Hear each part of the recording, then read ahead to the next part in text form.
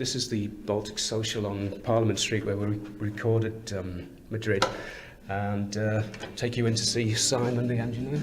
He's actually working on the mix as we speak. Very conveniently, Simon's here, yes, and he's got Madrid loaded up.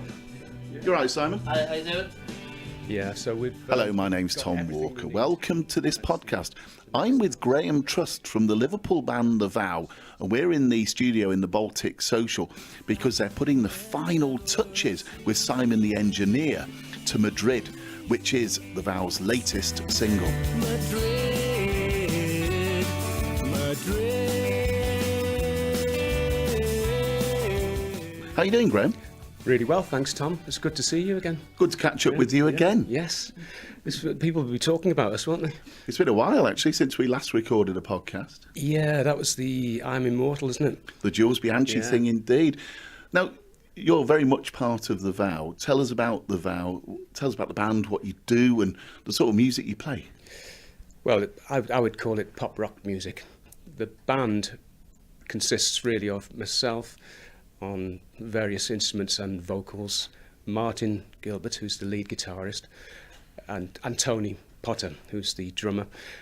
We've also managed to recruit a Doors tribute act keyboard player, Wayne Wilson, who's now, well, a fixture really, and I hope he remains so. How long's The Vow been going for? Well, we formed in 1989 and disbanded in 1991.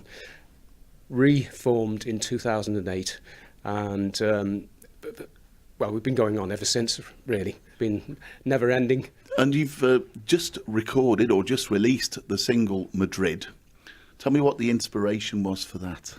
The inspiration for that was actually Wayne Wilson, the keyboard player. He asked me, have you heard Miami by Baxter Dury? I hadn't heard that. I knew who Baxter Dury is, but he's Ian Dury's son.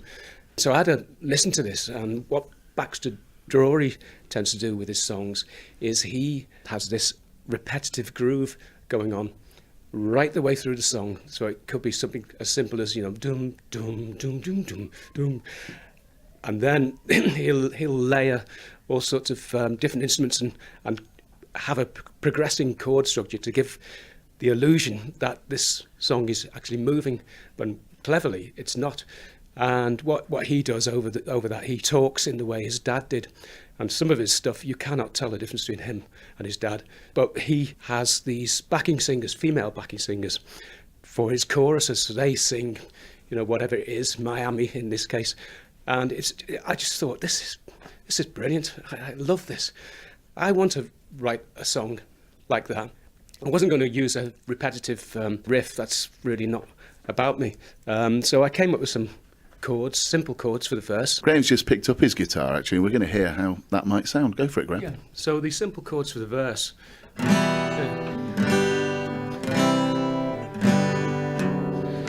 And for the chorus, it's a very well used chord sequence. And it was particularly noticeable in the 50s and early 60s, things like each night I ask the stars up above, take good care of my baby. And even the Fireball XL5 theme, which was, I wish I was a spaceman, the fastest guy alive. What the idea was for this, I had to find a capital city which hadn't been sung about by George Ezra, etc. And the first thing I came up with was Madrid, and the chorus, which I intended to have female backing singers singing, came to me in no time at all. So, and this is very high pitched, so pardon me.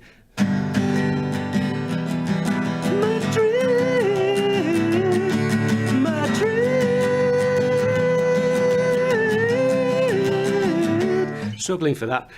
For the verse, I decided I would do a spoken dialogue as per, Ian Dury, Baxter Dury. It would be about a Scouser, sort of a pothead really, who visits Madrid for however long he does, a weekend, whatever, and has a hedonistic time. So I found out a few place names in Madrid and commenced. You're revealing a few secrets here. Oh yeah, I'll reveal more secrets. That's one of the key ways of writing songs, is to use somebody else's ideas as a template, create your own ideas and then discard the template so there's actually no similarity. I was on the receiving end of the withering glance of a diner on the Plaza Mayor, chowing down on the sautéed remains of some creature I thought deserved a less unfortunate fate. Well, you can hear I've got a relatively high-pitched voice and a slight Scouse accent, which makes it sound comedic. I can't carry off the spoken word with any great credibility, so I came to the realisation that actually this doesn't work. So then I had to formulate a song instead of the talking.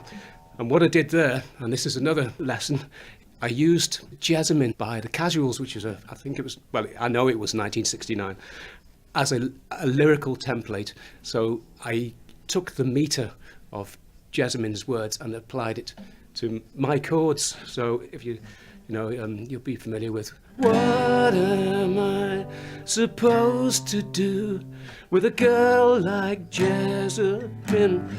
What happens then is, as you develop your own lyrical ideas, they evolve into their own meter, their own rhythmic structure. So eventually your lyrics are unrecognisable from what you used as a template. On the night that I arrived, I left my suitcase on the side, jumped the red bus into town.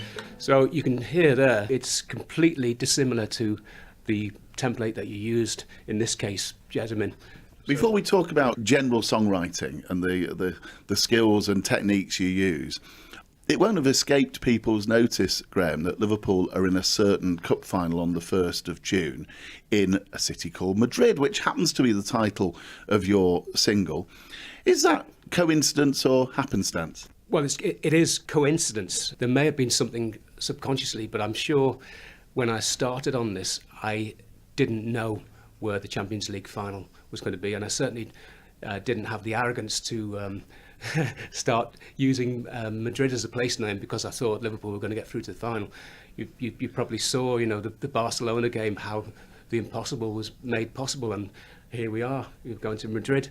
But it was always about Liverpudlian. Because the artwork very much depicts Liverpool Football Club, and obviously there is a reference, particularly in the 30th anniversary, of course, to the Hillsborough disaster. Well, there is, yes. I've got the artwork. It says YNWA 96. So there is a reference, and it's "You'll Never Walk Alone." Not even in Madrid, wherever you go with Liverpool Football Club, you're part of the history, and they are part of the history as well. Moving on to the songwriting and the techniques that you use, talk me through generally how a Vow song is written. I'm the songwriter, so it's a very solitary existence. Lonely existence. I've seen where you songwrite. Yeah. In the vast majority of cases, I'm sat in my back room, in my bedroom, wherever, and I'm just strumming along on my guitar, and all of a sudden, hopefully, I will come across a nice chord sequence. And is it as simple as that? You're just strumming away and suddenly you'll hear a riff or a chord sequence and think, that sounds all right, that. You can strum away for weeks and nothing will come. Or if something does come, it's rubbish. So you have to be able to identify a good idea. So if I get a decent chord sequence going, my particular gift is not my musicianship or my singing. It's got a gift for melody. I can craft melodies, catchy melodies, with some ease. And did the other members of the band have their say? Did they say, "Oh, that's not going to work, Graham," or "Yeah, that's great"? I mean, how does that work? They could have their say. If they don't want to do it, I'll do it myself, but they never have. I spend an awfully long time trying to ensure these songs work, and before I present them to the other guys. Just whether the organs are a bit too loud on this bit. Yeah, I was thinking.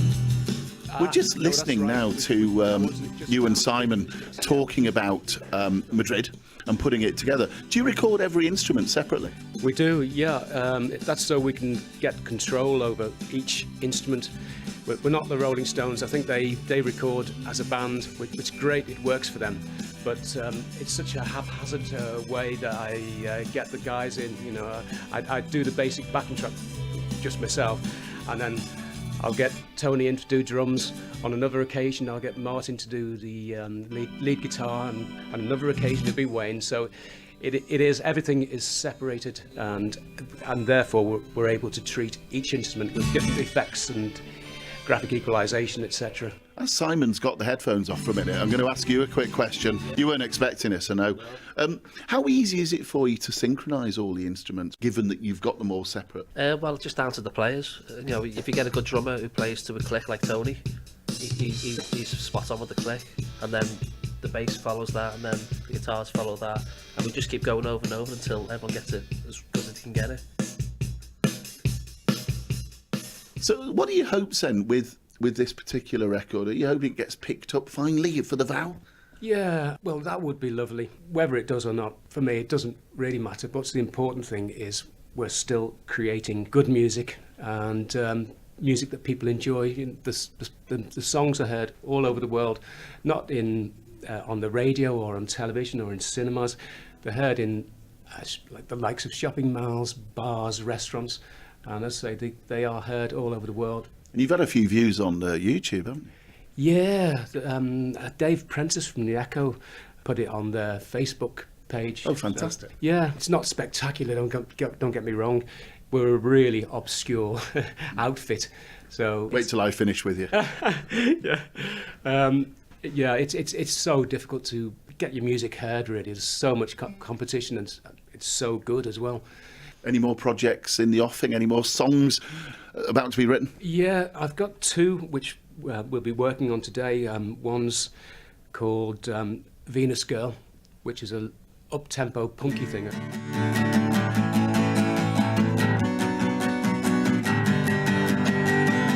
Who lives in a world like this, transmitting in the emptiness, when all hope is long gone?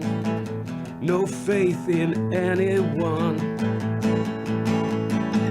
She came in the name of love, the one thing there's so little of, reeled in the hard lines, laid down the good times. Venus girl, she fell down to earth from a great height. A meteorite in my world explodes in my mind's eye. So I'm really pleased with that one. It's quite a punky one. I can hear it through Simon's headphones, the engineer here. Oh, there you go.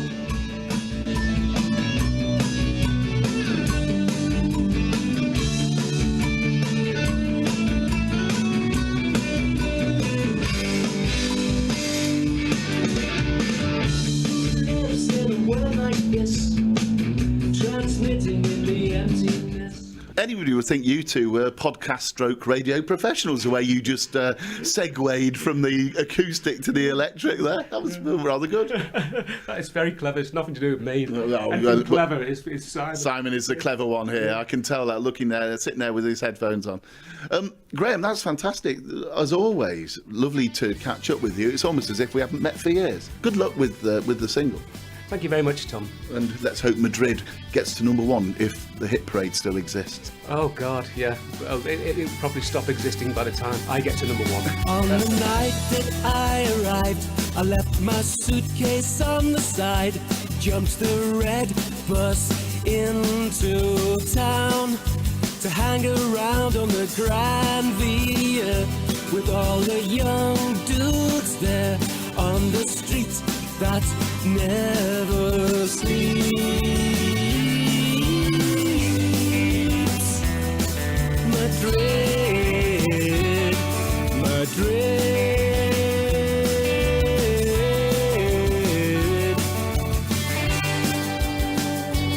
in the burning light of day, at the door of some cafe, the barista said, "Senor, Of this you can be sure, life will take its toll on a stoner and his soul.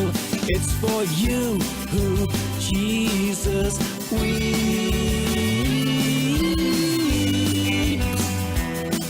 Madrid, Madrid. 3 million pairs of eyes, leave no place to hide. Somebody is listening, someone is watching you.